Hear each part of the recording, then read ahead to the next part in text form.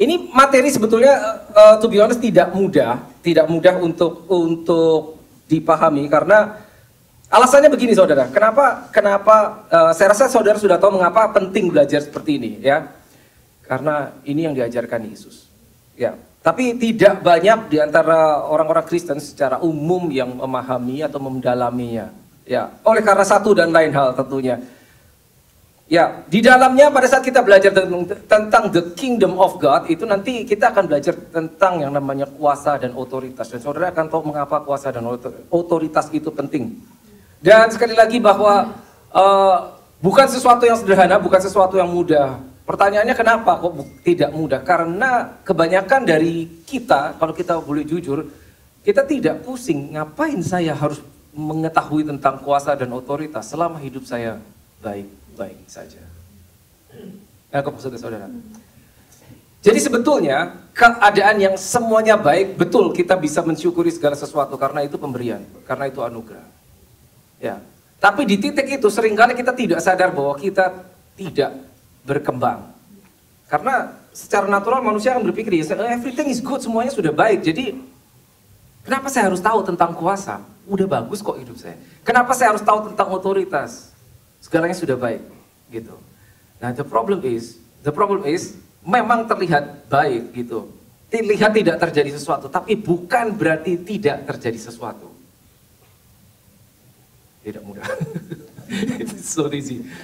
Ya, saya ingat minggu lalu saya bertanya kepada saudara, apakah saudara pernah mengalami situasi di mana saudara dalam keadaan sulit, you are in trouble, saudara mengalami kesulitan, saudara minta tolong, orang nggak ada yang bisa tolong.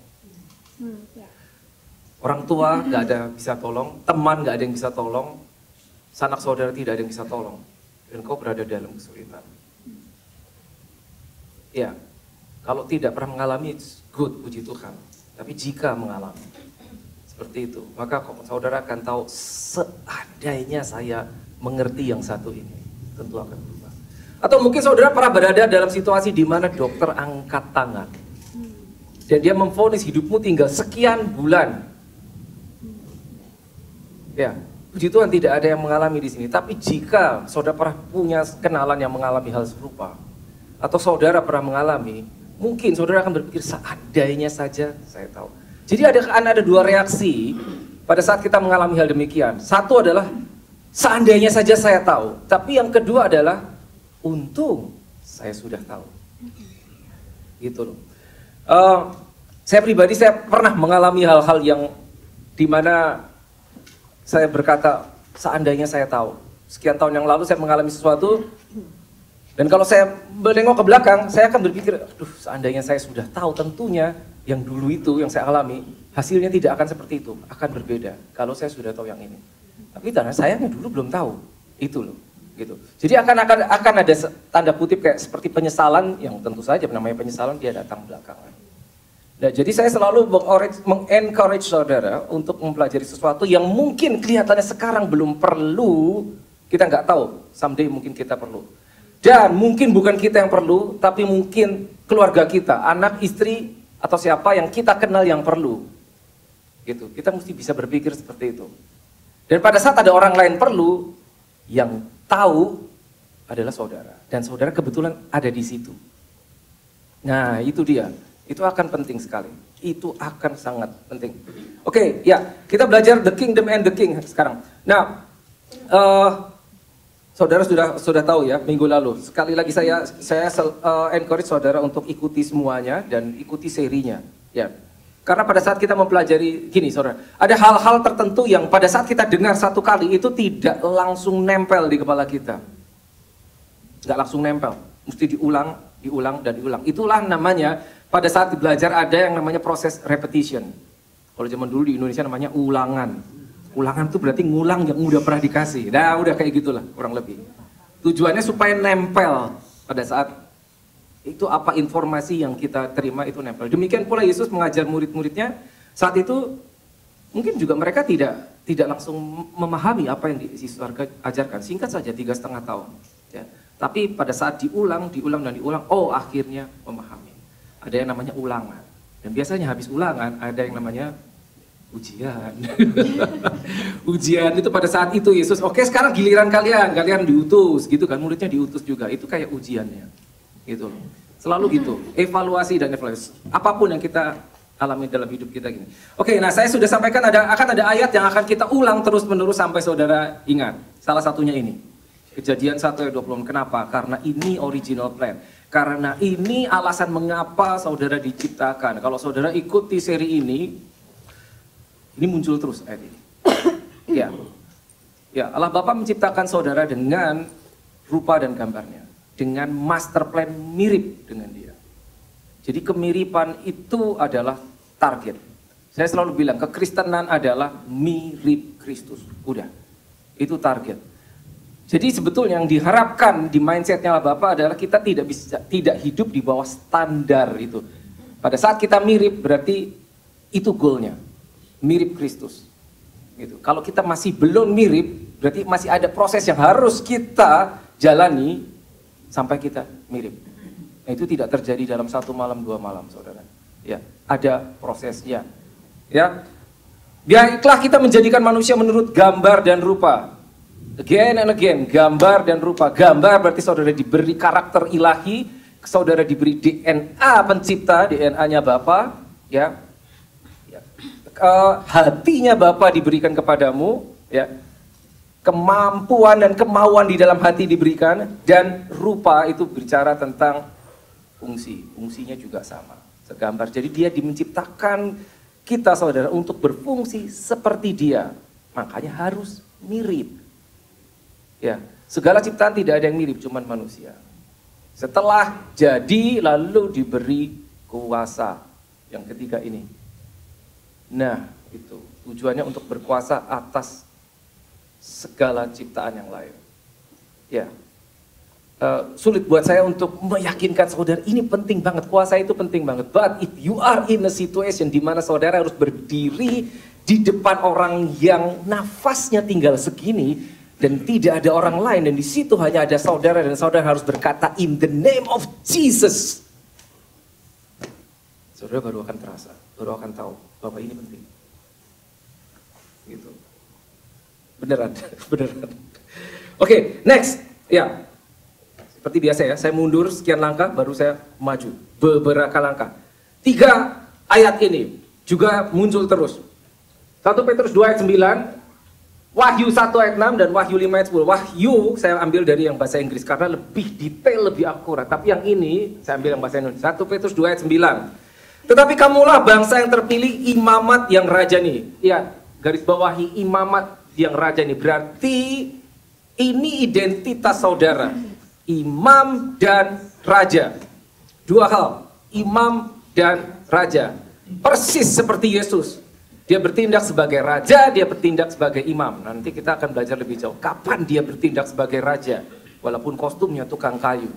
Kapan dia bertindak sebagai imam? Ya, kita akan belajar di seri berikutnya. Ya.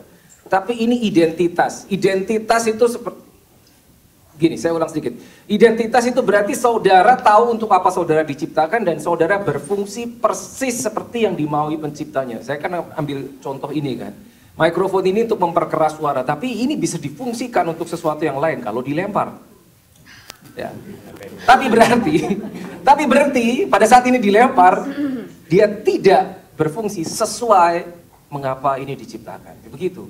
Nah, kalau kita nggak tahu untuk apa kita diciptakan, kita di dalam berjalan di dalam Kristus kita akan menyimpang ke kiri kanan karena kita nggak tahu untuk apa kita diciptakan.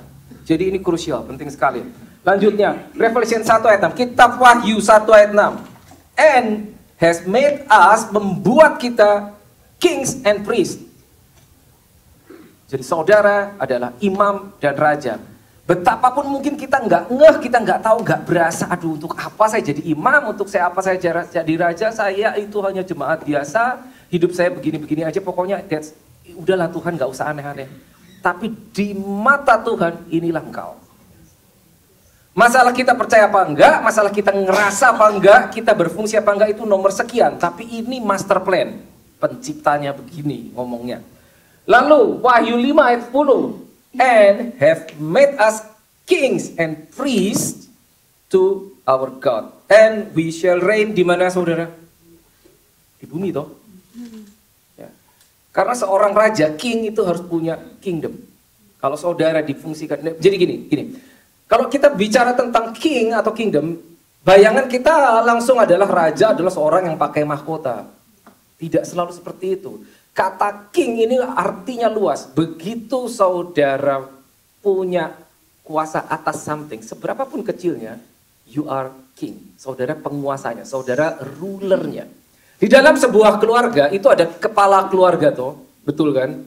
Si kepala keluarga itu berarti rulernya di dalam keluarga tersebut. Jadi tanda kutip dia adalah kingnya. Demikian.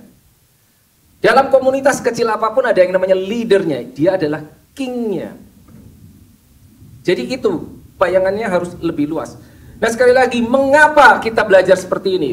Saya akan bolak-balik mengapanya, karena sekali lagi sulit buat saya cuma bilang, oh ini penting loh, ini penting loh, ini penting lah. Kalau kita belum mengalami, tapi paling tidak salah satu, saya kasih tahu mengapanya. Karena ini saudara, karena ini. Di bawah kolong langit ini cuma ada dua kuasa, kalau nggak gelap, terang. Ternyata kita tidak bisa di tengah-tengah abu-abu. Ya. Apapun yang kita hadapi, apapun yang kita jumpai, itu cuma ada di sini, kalau nggak di sini. Karena cuma ada dua kingdom. Darkness atau kingdom of God, light. Segala sesuatu berada dalam kuasa sesuatu. Maksudnya begini saudara. Pada saat kita tidak mengambil otoritas atas sesuatu yang seharusnya kita bisa, maka akan ada pihak lain, pihak yang gelap, yang akan mengambil otoritas. Pada saat saudara punya keluarga dan saudara kepala keluarga, katakanlah saudara punya anak dan saudara tidak pernah mengambil otoritas atas keluargamu, cepat atau lambat yang ini pasti ngambil alih. I guarantee. Pasti. Karena itu hukum semesta. Maksudnya apa? Bentuknya tiba-tiba terjadi petaka dalam keluarga. Things don't just happen. Saya rasa saudara ngerti maksudnya. Enggak tiba-tiba muncul, itu segala sesuatu, itu ada sebabnya. Tiba-tiba ada vonis. Apakah itu dari medis, apakah dari apapun juga. Gitu. Things don't just happen. Sehingga kita harus ambil otoritas atas teritorimu, karena engkau penguasanya. Teritorinya, at least kalau saudara mau tahu teritorinya atau domain saudara apa, at least your family. Tanyanya gimana caranya? Pernahkah saudara berdoa dan mengambil otoritas atas keluarga saudara? Dengan mulut saudara ucapkan, dalam nama Yesus tidak akan ada sakit penyakit di keluargaku. Loh, apa bisa begitu? It's in the Bible. Yes, bisa. Karena Alkitab sudah bilang, no evil shall befall you, nor plague come near your dwelling place. Itu udah ditulis di Alkitab, di Mazmur 91. But the problem is kalau kita nggak tahu, maka kita nggak tahu bahwa itu ada janji diberikan kepada kita. Sehingga kita tidak pernah mengaksesnya, hanya karena kita nggak tahu. Dan pada saat kita nggak tahu, akan ada another kingdom nih, yang akan mengambil itu. As simple as that. Gitu loh. Jadi mulailah sekarang saudara ambil otoritas atas hidup keluarga saudara. Yes. Ucapkan firman. Yes. Supaya apa? Supaya ini nggak ikutan. Gitu. Bahkan secara dunia, mereka pun, siapapun dimanapun, mereka tahu lebih baik yang namanya mencegah daripada mengobati. Bener kan? Jadi jangan sampai ini ikutan masuk baru start. Karena begitu ini sudah masuk dan kita baru mulai start, akan terjadi perlawanan. Itu yang namanya spiritual warfare. Kita harus gubrak-gabruk ngusir yang ini gara-gara dia masuk, tapi pada saat masuk kita nggak tahu dan kita tidak pernah ambil otoritas. Sebetulnya itu yang terjadi. Itu loh. Ya. Ini akhir zaman, semua tahu kan? Semua tahu dan saya yakin semua setuju. Di akhir zaman salah satu yang akan banyak dipakai oleh ini untuk menyerang orang percaya adalah sickness and disease. Sickness and disease itu senjata yang dipakai oleh ini untuk menyerang orang percaya. I can prove it to you. Mundur 2-3 tahun lalu. Apa yang terjadi di seluruh dunia? Begitu dikasih satu yang namanya wabah, shut down everything, seluruh dunia berhenti. Cuman gara-gara makhluk kecil yang nggak kelihatan. Yang dicuci pakai air aja amblas. Bayangin, seluruh dunia shutdown. Cuman gara-gara satu makhluk gak kelihatan. Yang cuman cuci aja air pakai sabun doang 20 detik selesai sebetulnya. Tapi apa yang terjadi? Itu dipakai sebagai senjata kegelapan. Jadi kita harus ambil otoritas, Cari tahu apa yang menjadi bagian kita di Alkitab supaya ini nggak ikut masuk. Oke, lanjut ya. Karakter dari raja. Minggu lalu kita belajar karakter of the kingdom, sekarang karakter of the king.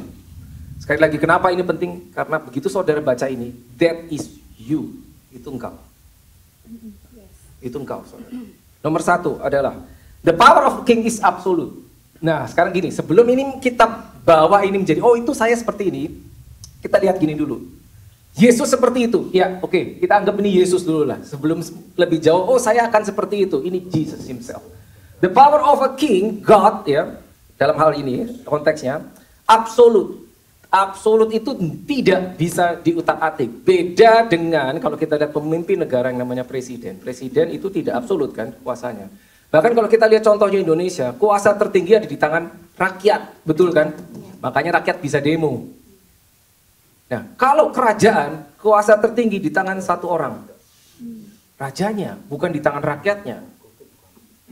Dan raja itu tidak naik tahta karena pemilu. Makanya nggak ada. Pemilu untuk memilih raja tidak pernah ada. Beberapa negara, kebanyakan ya, itu sistemnya republik paling banyak, paling populer. Maka ada pemilu untuk memilih kepala negara. Apakah presiden, perdana menteri, kalau di Australia perdana menteri. Di Indonesia presiden. Pemilu milih presiden toh. Tapi kan nggak ada pemilu milih raja. He is not voted into power. Powernya dari mana kuasanya? Dari hak lahir. Begitu lahir, udah raja. Yesus itu lahir udah raja. Nah, minggu lalu saya ambil contoh seorang yang namanya Charles, sekarang Raja Inggris. Dia lahir belum raja toh. Yang waktu dia lahir, yang berkuasa orang tuanya. Dia cuma bisa mentok jadi pangeran. Betul kan? Karena orang tuanya masih hidup. Sampai orang tuanya meninggal, baru dia status berubah jadi raja. Tapi Yesus, kalau saudara baca, bahkan di Matthew chapter 2, verse 2, saudara akan ketemu pada saat orang Majus datang, dia datang, orang Majus, bukan orang Israel, nggak pakai Holy Spirit, dia tahu di manakah raja yang baru lahir. Loh, dia tahu bahwa ini lahir bayi, langsung raja. Masih bayi, udah raja, itu Yesus. Ya. Karena dia tidak dipilih untuk naik tahta, sehingga dia tidak bisa diturunkan dengan cara apapun. Tidak bisa. Dan kuasaannya seumur hidup. Ya, di Indonesia 5 tahun toh presiden, bisa dipilih lagi 2 kali maksimum. Di sini 4 tahun, Amerika 4 tahun. Tapi kalau raja, suka nggak suka, sampai mati. The problem is kalau rajanya jahat, wah udah, rakyatnya akan menderita. Tapi kalau rajanya baik, bijaksana, rakyatnya akan sejahtera. Karena nggak bisa diganti. Mau nggak mau si rakyat harus hidup sama rajanya seumur hidup, sampai rajanya mati. Kurang lebih seperti itu. Nah ini karakter sekali lagi. Ya. Nah karena saat kita tahu bahwa dia mutlak kuasanya dan dia tidak dipilih, maka dia tidak bisa diturunkan, maka tidak ada yang namanya referendum. Kamu nggak suka raja, yuk kita kumpul bareng, kita kumpulkan 100 orang, 1000 orang, kita buat referendum, kita bikin untuk mengubah undang-undang, untuk menurunkan raja. Nggak bisa, nggak ada cerita kayak gitu di dalam kerajaan, tidak ada, mutlak. Kedengarannya aneh, tapi demikianlah. Dan ini nomor 4. Seorang raja itu memiliki segala sesuatu. Negara tersebut milik rajanya. Segala sumber daya di dalam negaranya, apakah sumber daya alam, hewan, segala pun semua hasil bumi itu milik raja. Termasuk manusianya, rakyatnya itu milik raja. Nah kalau di negara modern yang katakanlah republik, pemimpin negara, presiden dipilih oleh rakyatnya kan. Begitu tidak disukai, bisa diturunkan. Makanya di Indonesia bisa namanya MPR, Majelis Tertinggi, dia bisa bikin sidang umum, ada juga sidang istimewa. Wah, melenceng nih presidennya, bikin sidang untuk menurunkan. Begitu kan, saudara tahu kan? Ya. Kalau kerajaan nggak ada, dia memiliki semuanya, termasuk kehidupan rakyatnya. Itu milik si raja. Jadi tidak ada yang namanya ownership, cuma ada akses. Akses, nggak ada ownership, karena ownernya cuma satu. Makanya kalau saudara ingat, Yesus bilang begini, bukan kamu yang memilih aku, tapi aku yang memilih kamu. Itu kingdom system.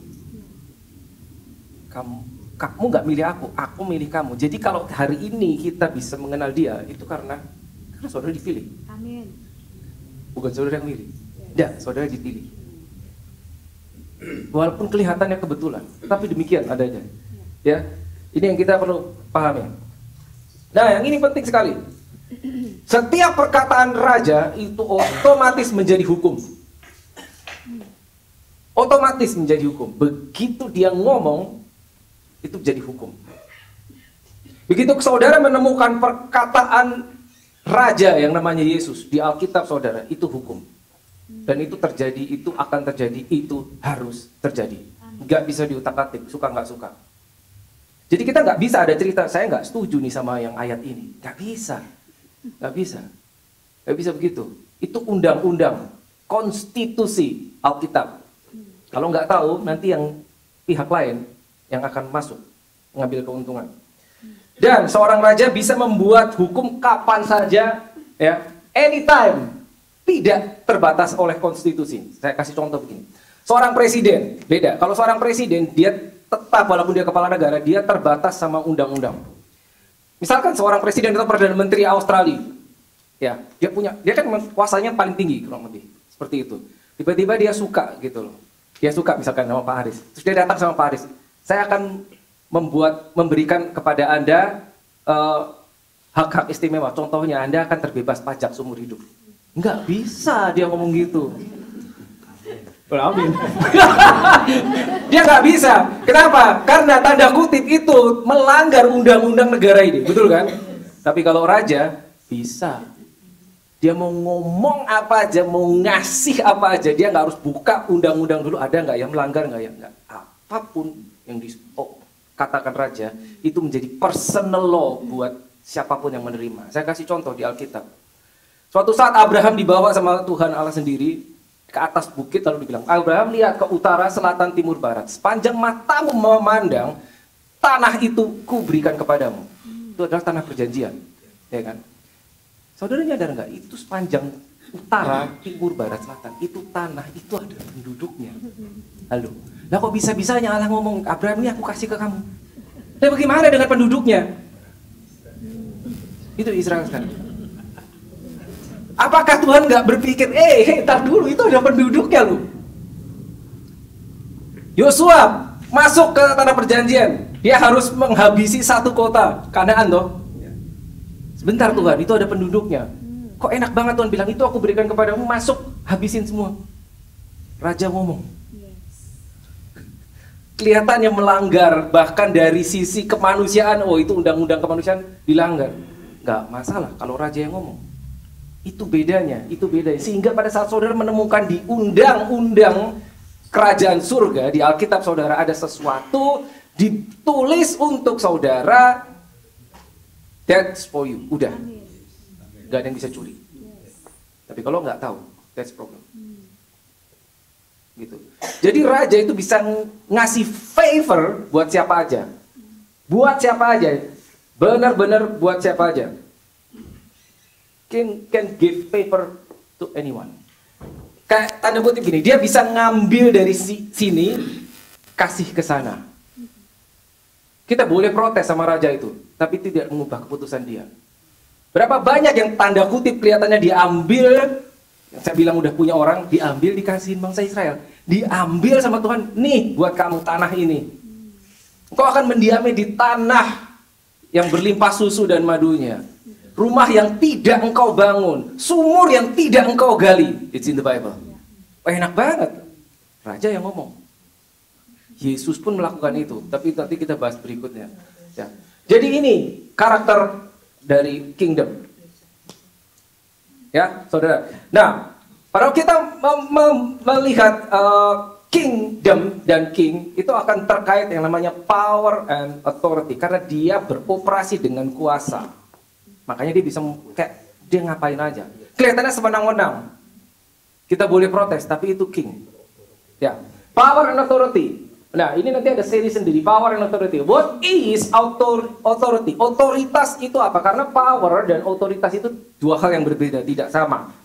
Tidak sama. Saya hanya bawa dua di sini. At least kita bisa pelajari 6 dimension, 6 levels of power. Tapi saya hanya bisa bawa dua. Kalau saudara mau tahu 6-6-nya, saudara harus masuk som.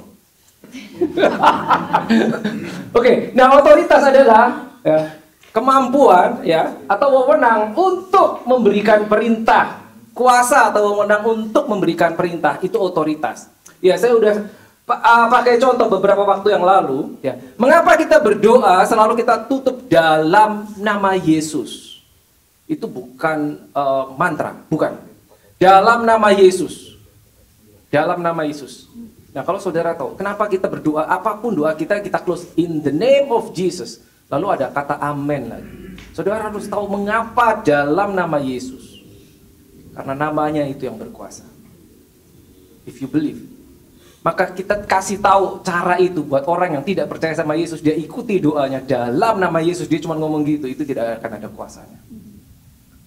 Ya, saudara pernah kebayang nggak gini? Saudara berada di dalam satu katakanlah company atau apa. Saudara diutus pergi ke cabang. Ya, lalu manajernya atau ownernya company itu cuma bilang, kamu nanti gini. Bilang saya yang suruh. Begitu saudara sampai di sana, saudara nggak bawa apa-apa, nggak bawa surat, cuma bilang, tadi saya disuruh oleh si A. Si A itu pemiliknya. Maka seakan-akan saudara punya kartu akses yang tidak akan bisa diblokir oleh siapapun juga. In the name of Jesus. Karena nama itu yang berkuasa. Kita berkata segala nama di kolong langit ini, di atas langit, di bumi dan di bawah bumi, ditaklukkan di bawah satu nama itu. Sehingga begitu kita bawa nama itu kayak bilang, Yesus yang suruh. Saya cuma ngulang itu. Itu dia. Seperti itu. Kita harus tahu. Ya. Authority to give orders. Wewenang untuk memberikan perintah. Makanya begitu kita ketemu sesuatu yang ilegal, kita bisa bilang, dalam nama Yesus pergi. Dalam nama Yesus, get out of here. In the name of Jesus. Gak usah cabut senjata. Gak usah. Cukup pakai nama itu. Makanya polisi, dia nggak langsung cabut senjata kalau dia menghentikan saudara kan. Cukup saudara lihat, ini orang pakai seragam, ada badge-nya. Saudara tahu dia punya otoritas untuk nyetop kendaraan saudara. Meskipun dia tidak cabut pistolnya. Betul kan? Saudara berhenti tuh kalau di stop. Ya. Dia nggak harus begini, tok pistol. Nggak harus. Pistol is the power. Tapi seragamnya, itu otoritasnya. Jadi dia nggak perlu sampai menggunakan ini dulu. Cukup pakai otoritas. Nah, jika otoritas ini tidak bekerja, mungkin ini akan berbicara. Dia akan cabut senjatanya. Nah, bayangkan. My goodness, this is amazing. Look, ya, Yohanes 1 ayat 12. Tetapi semua orang yang menerimanya, huruf besar. Ya. Menerimanya, ini Yesus ngomong. Diberi kuasa. Kata kuasa di situ adalah exousia, bahasa aslinya, yang berarti otoritas. Kalau diterjemahkan bahasa Indonesia ya cuma ditulis kuasa. Tapi artinya otoritas. Supaya menjadi anak-anak Allah. Diberinya kuasa supaya menjadi anak-anak Allah. Yaitu mereka yang percaya dalam namanya. Percaya dalam namanya baru dia menerima kuasa atau otoritas. Pada saat saudara percaya dalam nama Yesus, dengan kata lain, saudara lahir baru, maka saudara punya otoritas untuk pakai nama yang itu. Tapi kalau belum lahir baru, nggak bisa pakai nama itu. Nggak bisa. Sehingga pada saat ada orang pakai nama ini, tapi dia bukan orang percaya, hasilnya akan berbeda. Saudara tahu cerita anak Skewa? 7 orang di Alkitab ada, Kisah Rasul. Seorang yang namanya Skewa, dia punya 7 orang anak. 7 orang anak ini berusaha mengusir iblis. Akibatnya, mereka dikalahkan oleh si setan tersebut. Bukan cuma itu, setannya ngomong, Jesus I know. Aku tahu Yesus, aku tahu Paulus. Siapa kamu? Tapi kalau saudara tahu nama ini, saudara percaya, beda hasilnya. Itu dia. Oke, sekali lagi, mungkin saudara belum pernah mengalami atau saudara belum perlu. Belum perlu itu bukan berarti tidak perlu. Harap dibedakan. Belum perlu bukan berarti tidak perlu. Mungkin suatu saat perlu atau orang lain yang perlu. Lalu kisah 1 ayat 8. Nah ini ya, Yohanes 1 ayat 12 ini berkata tentang otoritas. Lalu kisah 1 ayat 8. Ini sebetulnya saya sudah pernah share tentang Holy Spirit waktu itu. But it's okay. Kisah 1 ayat 8. Tetapi kamu akan menerima kuasa. Bahasa Indonesianya sama, kuasa. Tapi aslinya katanya berbeda. Yang ini exousia yang berarti otoritas. Kalau yang ini berarti dunamis. Kamu akan menerima kuasa kalau, sebetulnya bukan kalau, tapi ketika Roh Kudus turun ke atas kamu. Stop dulu sampai situ. Bayangkan saudara. Saudara harusnya tahu betapa pentingnya Holy Spirit ya. Karena tanpa Roh Kudus kita tidak jadi orang Kristen. Kita hanya akan beragama Kristen. Agama tidak menyelamatkan. Ya, harusnya saudara sudah tahu. Hanya Holy Spirit yang membuat saudara ya, yang membuat saudara seperti Kristus. Apa itu seperti Kristus? Kristen. Ya. Jadi bukan agama Kristen, bukan karena KTP kita Kristen maka kita menjadi mirip Kristus, bukan, tapi karena ada Holy Spirit-nya. Nah, bayangkan ini Yesus bilang pada saat Holy Spirit itu turun atasmu, ya, apa yang akan kau terima? Kemuliaan? Apa yang kau terima? Kebahagiaan pada saat Holy Spirit turun atasmu? Glory? Bukan. Grace? Apa yang akan diterima? Look. Dari ini saja, teks ini aja, kita udah tahu betapa pentingnya. Karena ini terkait sama ini. Kuasa akan terkait sama Holy Spirit. Begitu kita terima Holy Spirit, tandanya kita menerima kuasa. Tapi ini kali ini power. Enablement, power, tenaga, energinya. Energi. Itu ada di dalam Holy Spirit. Jadi tanpa ada Holy Spirit, ya kita nggak punya itu. Beda sama ini. Ya. Dunamis itu saudara tahu kan, ada kata dinamo. Dinamo itu sesuatu yang bisa mengenerate power, menghasilkan tenaga pada saat dia berputar. Ya, nanti di seri berikutnya saya akan jelaskan gimana caranya mengenerate power, mengaktifkan kuasa. Saya pribadi saya berdoa bertanya Tuhan, oke Tuhan, banyak anak-anakmu orang Kristen ke gereja. Tapi mengapa cuma segelintir orang yang benar-benar bisa beroperasi di dalam kuasa? Pernah kepikir gitu nggak? Orang Kristen banyak, lahir baru, yes. Tapi seakan tidak terlihat bahwa dia membawa power. Kenapa? Tuhan jawab, karena satu, they don't understand, tidak menghidupinya. Ada protokolnya. Kayak misalkan saudara diberi mobil itu tidak nyala sendiri. Saudara harus masukkan kunci, saudara harus putar atau tekan tombol baru nyala mesinnya. Begitu mesin nyala baru power di dalam mobil itu bekerja. Seberapapun hebat mewahnya mobil itu, kalau saudara cuma duduk tidak melakukan sesuatu, mobil itu tidak berfungsi. Gitu. Tapi pada saat saudara sudah nyalakan sekalipun, pada saat saudara belum tahu bagaimana how to drive, saudara tidak bisa mengambil keuntungan dari mobil itu karena nggak tahu cara nyetirnya. Itu ilustrasi yang simpel. Kuasa diberikan karena saudara terima Roh Kudus, tapi jika tidak tahu bagaimana mengaktifkannya, maka kuasa itu diam, tidur, tanda kutip. Gimana cara mengaktifkannya? Nggak pernah tahu Tuhan. Caranya gimana? Nggak pernah tahu Tuhan. Saudara harus tahu protokolnya, mekanismenya gimana.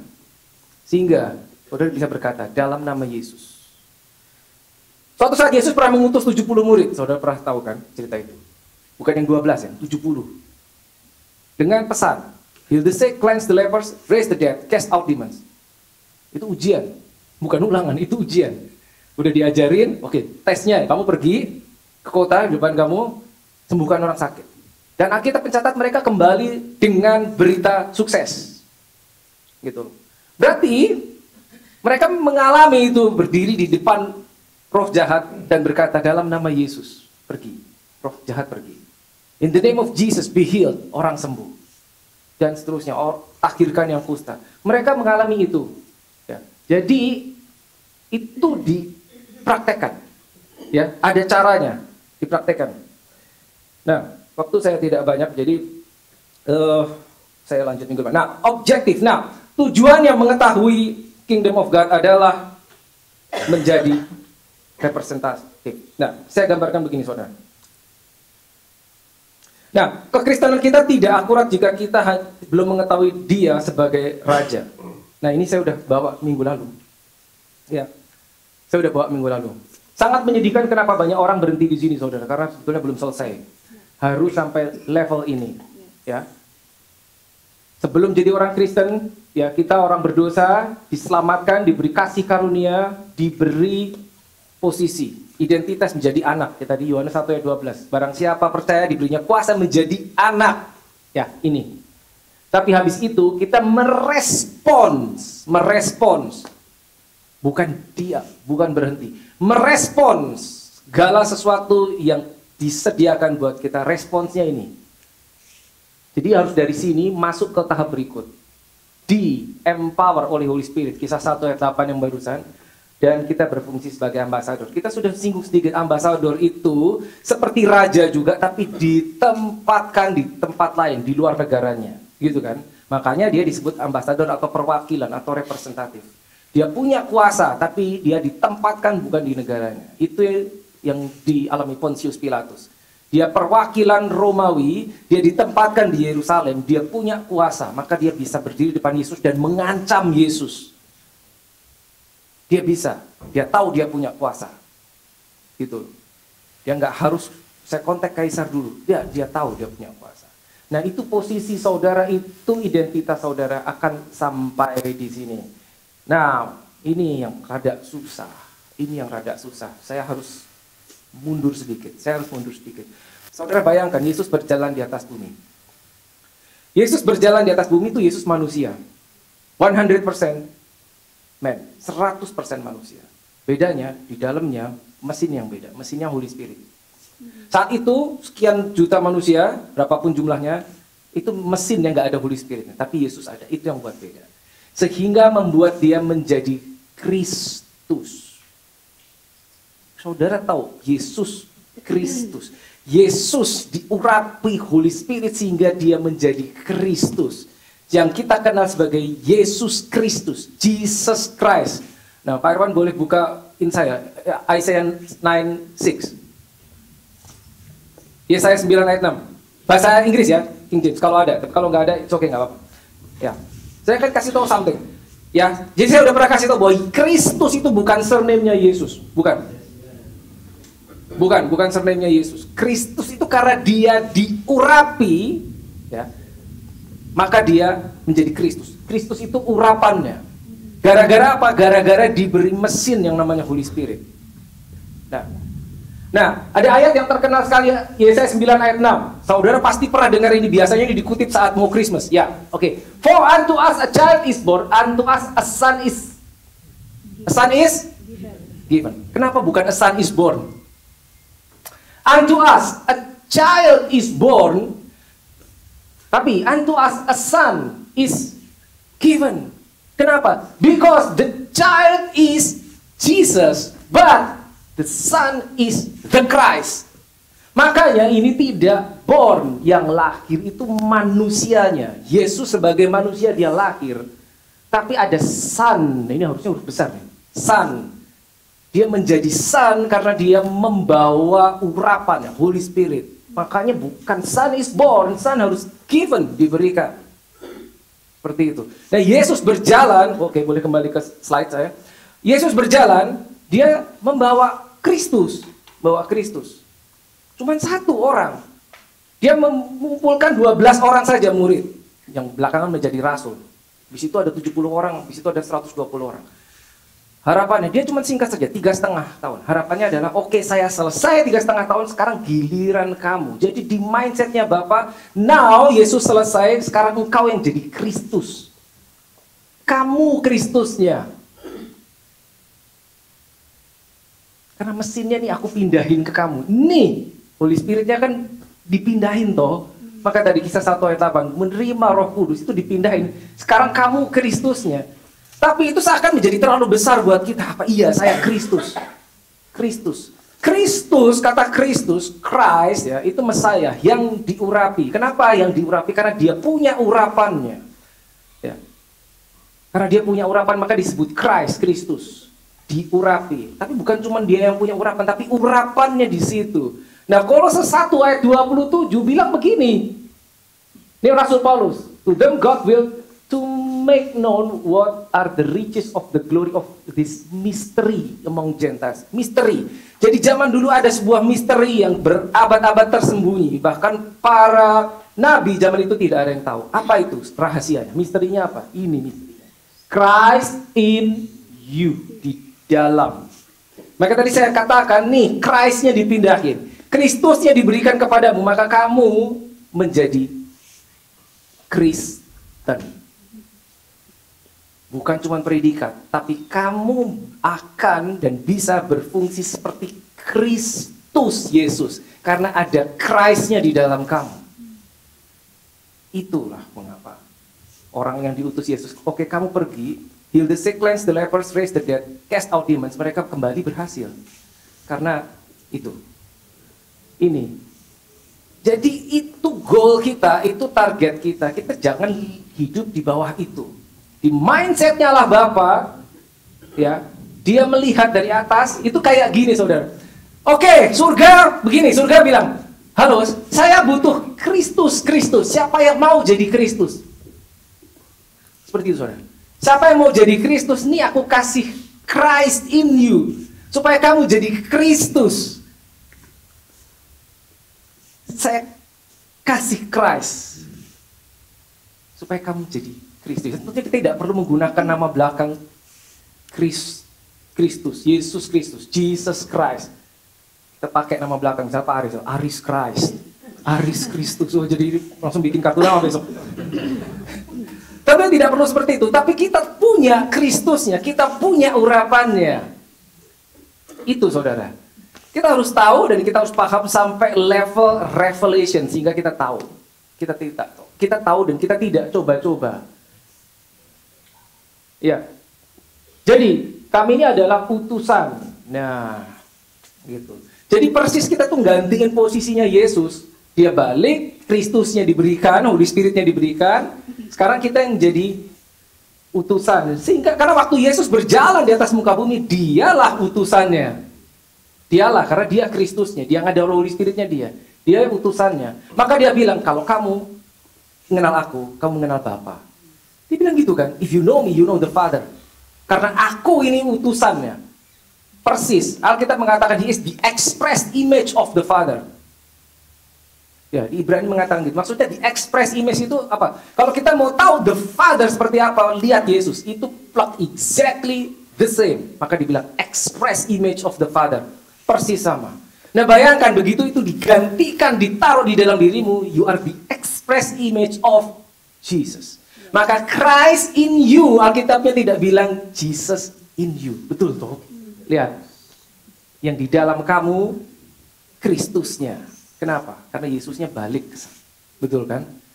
Dia naik surga balik. Tapi Kristusnya diberikan kepadamu. Supaya dia mau kita beroperasi persis menjadi duta besar, perwakilan. Nah, Filipi 3 ayat 20, Rasul Paulus mengingatkan bahwa kewargaan kita adalah surga. Worship team boleh kembali. Kewargaan kita surga. Nah, ini ada hubungannya sama ambasador, tapi saya nggak punya waktu untuk menyelesaikan yang ini. Ya, ini saya bahas tentang representatif minggu depan. So make sure saudara ikuti ya. Jadi ingat, saudara itu difungsikan seperti Kristus. Ya, itu tujuan. Jadi kita harus akurat pemahaman kita. Oke, let us pray.